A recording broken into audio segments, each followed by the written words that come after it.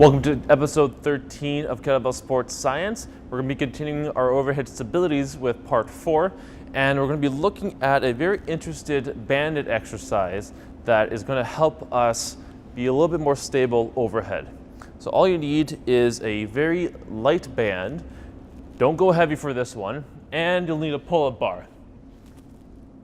So touch the band by the pull-up bar, and all you're going to be doing are exercises where we're going to have the arm overhead, but now the band is actually pulling me away.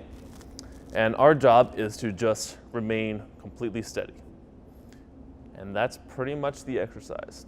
Now this is a very interesting exercise because you can actually do it facing this way, you can do it facing that way, this way, that way, and in all directions. You can literally do another set where you're just completely overhead, staying nice and stable. And we just continue on.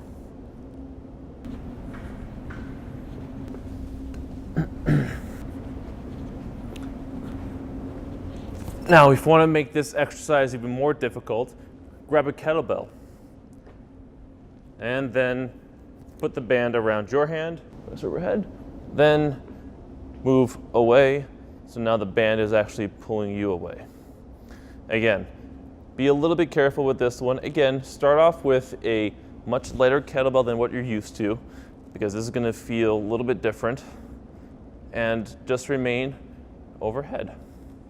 And you can do sets of a couple of minutes. However, you kind of want to program this for yourself. So a very short one today. I think this is actually a very neat exercise.